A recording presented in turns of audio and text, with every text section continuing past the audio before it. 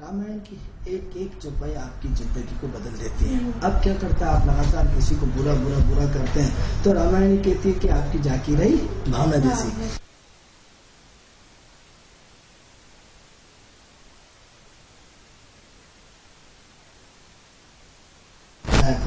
बहुत अच्छा तो बुरा भी होगा।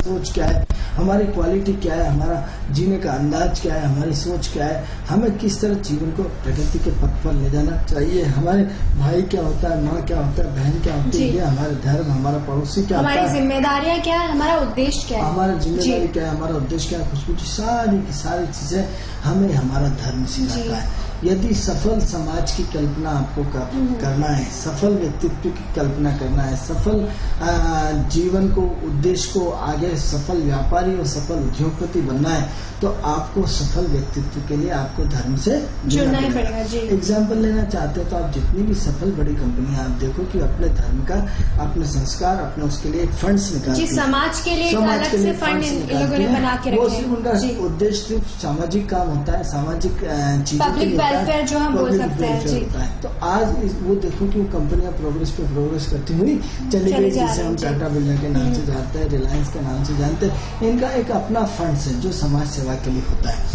आज उनके चैरिटेबल हॉस्पिटल है जो लोगों को उनकी समस्याओं को, दुख दर्दों को दूर करते हैं। आप देखो कि बड़े बड़े हॉस्पिटल जो बॉम्बे जैसे शहर में उनके बड़े बड़े हॉस्पिटल बने हुए हैं, पूरी दुनिया वहाँ इलाज कराने जाती है, बड़े बड़े इलाज जिसकी बीमारियों का इलाज नहीं होता है उनके टाटा मेमोरियल और उनके बड़े बड़े हॉस्पिटलों में होता है। ये उनकी ईश्वर की कृपा है। जब तक ईश्वर की कृपा नहीं होगी जीवन में आप उन्नति नहीं कर सकते। इसलिए धर्म ही एक ऐसी चीज है जो आपको संस्कार से जोड़ता है, आपको आस्था से जोड़ता है, आपको व्यक्तित्व से जोड़ता है, आपको चरित्र से जोड़ता है, आपको ज्ञान से जोड़ता है, आपको सत्मार्ग से जोड़ता है, आपको जीवन में प्रगति बढ़ने के लिए प्रेरणा देता है, आपको सही और गलत की प्रेरणा देता है। क्योंकि आप ये तो सोचते हैं कि यदि आपका कोई ज्योतिष आएगा और आपका भाग्य बदल देगा, ये गलत फहमी के शिकार है। आपको सिर्फ दान पुण्य, आपके अच्छे कर्म, आपके अच्छे उद्देश्य, आपकी अच्छी सोच, आपका अच्छा व्यक्तित्व ही आपको आगे बढ़ा सकते। ये तो बिल्कुल आपने सही कहा आनंद जी की आपकी जो अच्छी सोच है और आपके जो कर्म है जो आप करते हैं उसी के कारण से आप आगे बढ़ सकते हैं। धर्म से जुड़कर भी आप आगे ही बढ़ेंगे, उससे कुछ उल्टा तो होने वाला नहीं है। आनंद जी हम बात कर रहे थे कि आपने तो हमें सिंह राशि के बारे में बताया था। आज हम बात कर रहे थे तुला राशि वाले। जी अब प्रश्न ये उठता है कि तुला राशि है क्या? तुला राशि क्या है? वायु तत्व है। बुध क्या है? वायु तत्व है। अब क्या होता है यहाँ देखिए, कल वाले संबंधों का फाउंडेशन चेंज हो जाती है। जो लोग एरोप्लेन में घूमते रहते हैं उनकी राशियाँ क्या होती है? वायु तत्व की होती है। जी। बुध कौन सा ग्रह है? वायु तत्व है। शनि कौन सा ग्रह है? वायु तत्व है। अब क्या होता है, हमने साहब लाइट के खंभे पे चढ़ना है।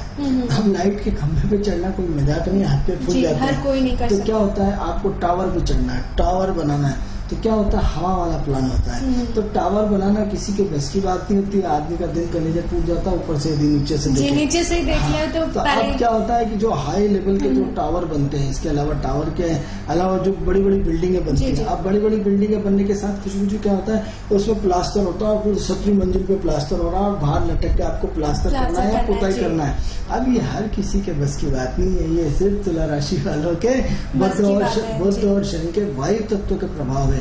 जिनके वायु तत्व के ग्रह होंगे, जिनके वायु तत्व की राशियां होंगी, वो हवा से झूलते हुए बातें करेंगे, हवा से झूलते हुए काम करेंगे। अब जैसे पायलट, जैसे हमने बताया, हवा में ही रहता है, दिन भर हवा में क्रैश करता रहता है। इसी टाइप से आपको जैसे जो लोग ऊपर से कूदते हैं, क्या कहते हैं, ऊपर से छलांग निकालते हैं, वो सब तुला राशि वाले, वायु तत्व वाले, बुध वाले, शनि वाले। क्योंकि हवा से बात करना, हवा में काम करना, उनका काम ही टोटल हवा है। हवा मतलब ऊंचाई को छूने वाला काम।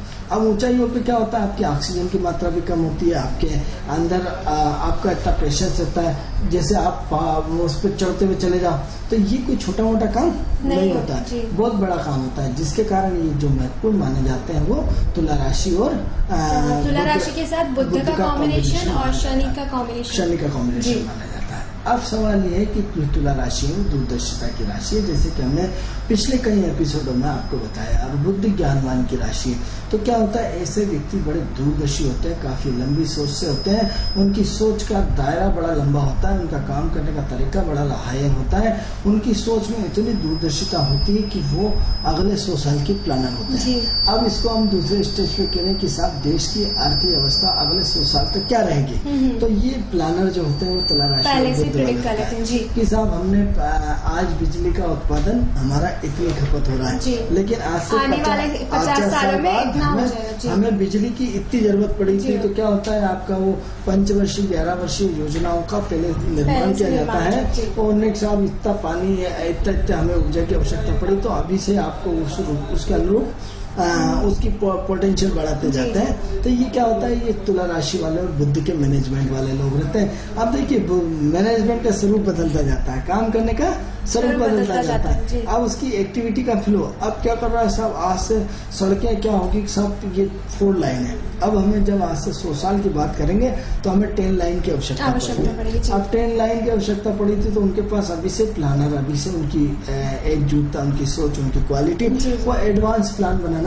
शुरू कर देते हैं जी। तो इसी टाइप से अब जैसे पानी और है, तो साहब आज हमने इतने, भोपाल की आबादी इतनी 20 लाख है और हमारे पास पानी के जल स्रोत इतने तो आज से 20 साल बाद हम क्या है कि पानी की इतनी खपत तो बहुत कम पड़ेगी। तो अभी से उन्होंने क्या करा, एक और डैम बनाना शुरू कर दिया, और जैसे पहले से सोच लेते हैं, प्लान कर लेते हैं पहले तो से। वो प्लानर कौन होते हैं, आपकी तुला राशि वाले और बुध वाले होते हैं। तो ऐसी कंडीशन में जो अच्छे प्लानर होते हैं वो आपके तुला राशि वाले, और क्योंकि इनमें दूरदर्शिता होती है, इनमें सोच होती है, इनमें हाईफाई रहती है। अब क्या होता है, इसमें क्या होता है, अब जैसे मान लो इसमें मंगल और राहु और गुरु 3 नक्षत्र होते हैं। अब मंगल, राहु और गुरु का नक्षत्र होते हैं, तो अब सवाल ये होता है, मंगल होता है आग। अब आप ये देखेंगे कि hello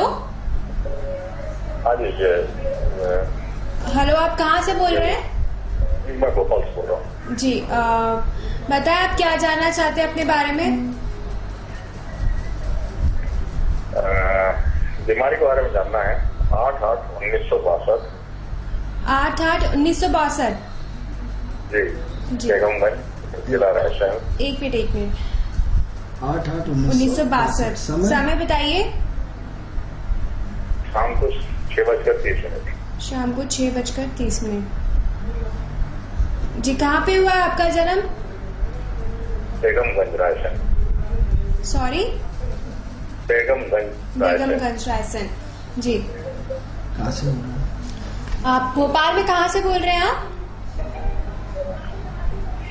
Arera colony, Bhopal. Arera colony. जी, आप नाम क्या बताया आपका? जी, आपका शुभ नाम आपने क्या बताया? DS तोमर। तो शोभा जी, आप अपनी स्क्रीन पे देखिए, हम आपको थोड़ी देर में अभी आपके बारे में आपको बता रहे हैं, आपके स्वास्थ्य के बारे में। 6:30 जी, शाम को। देखिए, ऐसा है कि आपने 8/8/1962 6:30 आपने अपनी पत्रिका बताई है, और ये शाम के टाइम 6:30 का समय आपने बताया है।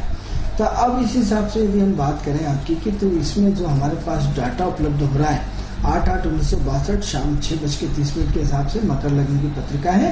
अब मकर लग्न की पत्रिका है, इसमें शनि और केतु आपके लग्न में विराजमान है, 2nd घर में गुरु विराजमान है, 5th घर में मंगल विराजमान है, और आपका 7वें घर में सूर्य और राहु विराजमान है, और 8वें घर में बुध है, 9th हाउस में शुक्र है, और 10th हाउस में चंद्रमा है। ये आपकी ग्रहों की पोजीशन है। अब प्रश्न ये उठता है कि जो आपने, हमें आपकी धनु लग्न होना चाहिए, लेकिन हमारे पास इस वक्त आपकी मकर लग्न आ रही है, ऐसी संभावनाएं बनती है। अब प्रश्न ये उठता है कि जो हमारे पास डाटा उपलब्ध है उसके हिसाब से कहीं ना कहीं आपका मन अस्थिर रहता है, आपके मन में उथल पुथल चलती है। आपने काफ़ी मेहनत करी है, आपने काफ़ी स्ट्रगल किया है, आपने काफ़ी संघर्ष किया है और काफ़ी संघर्ष करने के बाद आप यहाँ तक पहुँचे हैं। लेकिन संघर्ष के साथ साथ कोई भी संघर्ष आपका काफ़ी लंबे समय तक नहीं रहता, काफ़ी लंबे समय तक इंतजार नहीं करना पड़ता। लेकिन क्या है कि फिर भी ये भी कुंडली जो भी आ रही है, क्या खुशबू जी सब केतु से रिलेशनशिप आ रही है, तो इसमें भी केतु की अब आपको बता रहे हैं 2 मिनट।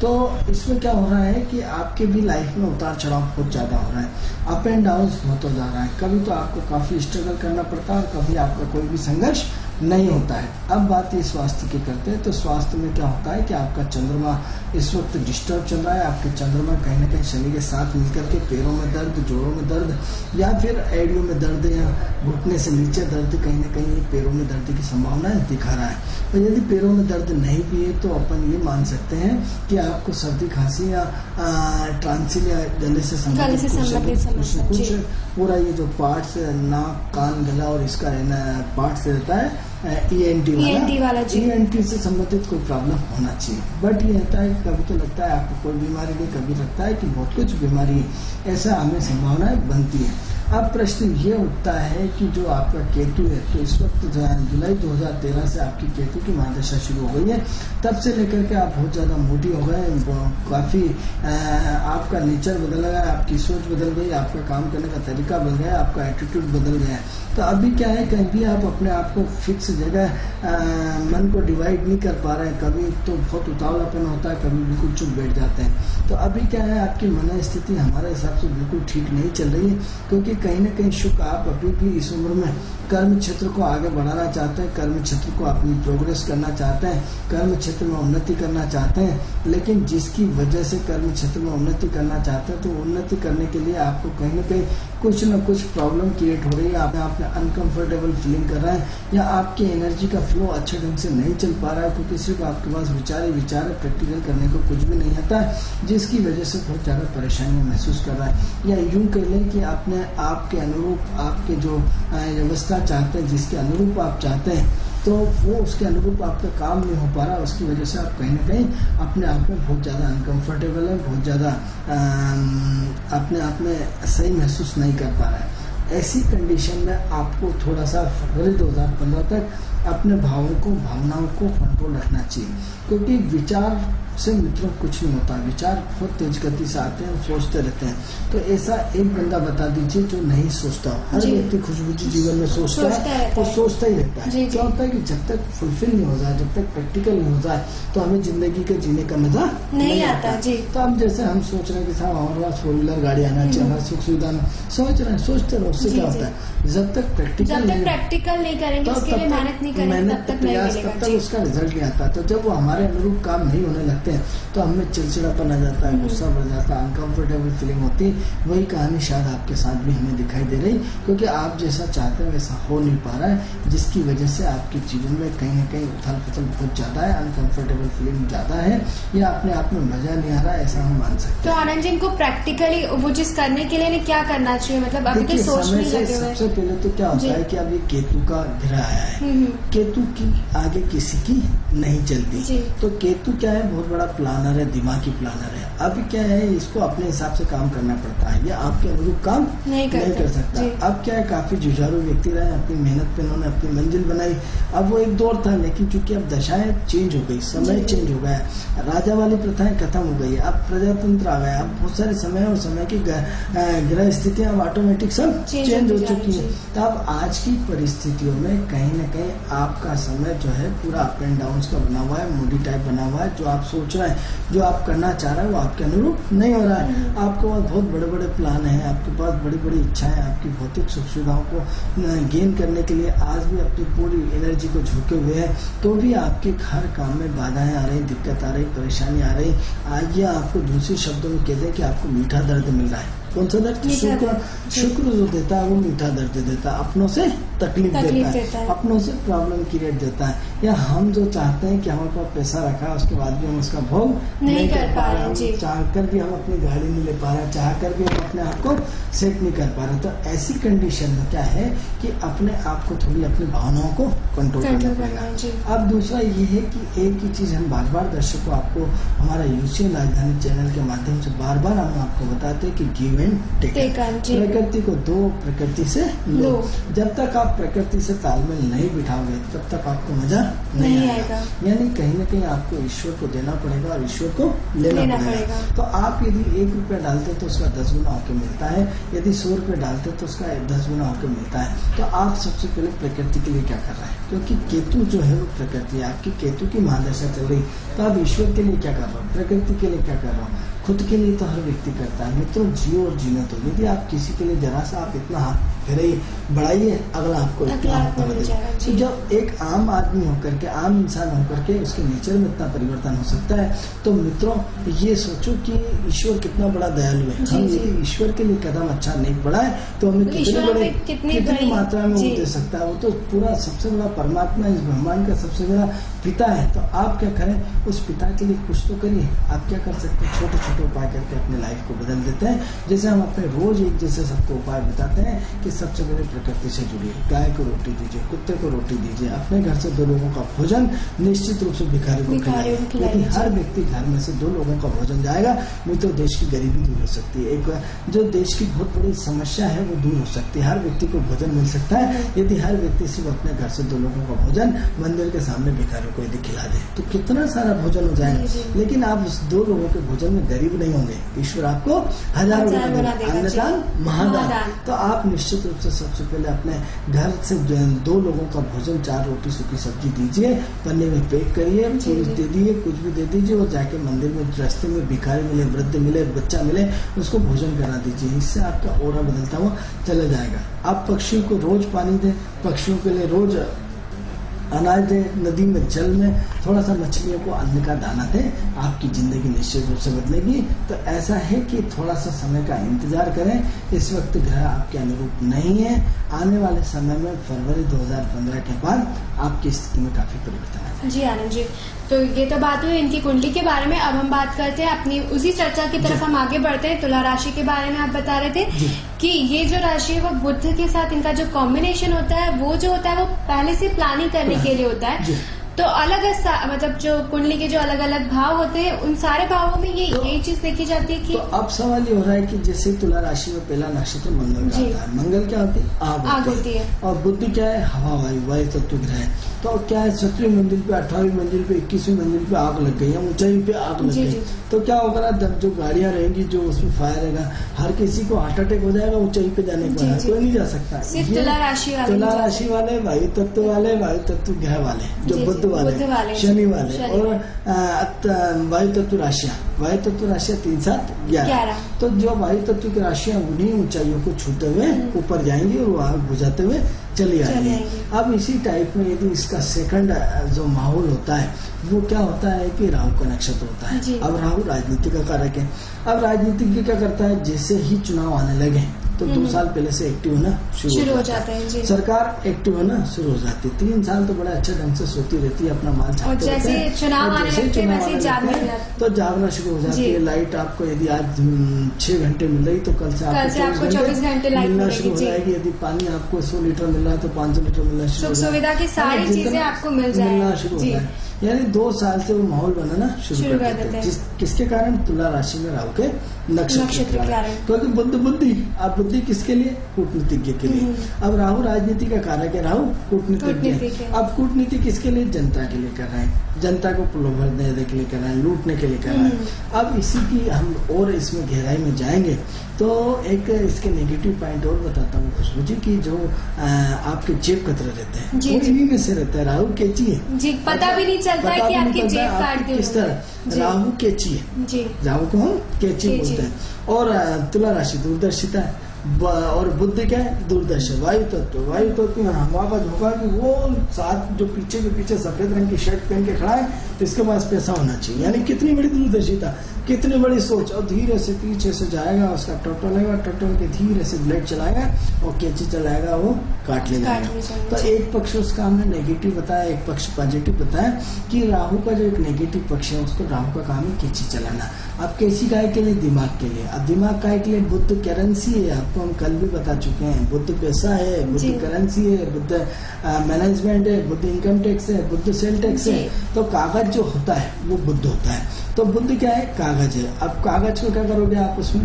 तो कागज का जो है उसमें कागज की कैंची चलेगी, तो क्या करा? वो जेब काट लेगा। तो जेब काटेगा। तो ये तो नेगेटिव पक्ष बताया। पॉजिटिव पक्ष क्या होता है कि माहौल बना करके उलझाना और उलझा करके, या फिर आप या सीबीआई को भी हम बोल सकते हैं कि सीबीआई के लिए मंगल आता है खुशबू जी, उसके लिए अलग तरह का माहौल बनता है। हम यहाँ उसमें क्या करते हैं कि कई लोग रात के सुनसान में है और सुनसान में आपको दिखेंगे 100 के 10-20 नोट पटक दिए। अब आपको दूर से लाइट में दिखा कि यार अंधेरे में वो यार किसी के नोट गिर गए। अब जैसे ही हाथ मार लिया, जैसे ही गाड़ी स्लो कड़ी, गाड़ी से उतरा और आदमी 10-20 घंटे निकला भैया पूरा माल। तो क्या होता है? आपके लिए जाल बिछाया जाता है। जाल बिछा करके आपको पूरा का पूरा उसमें उलझाया जाता है। उलझा करके यहाँ आपको कोई बड़ी भरकम बैग दिखाएंगे, रास्ते पे खड़ा है।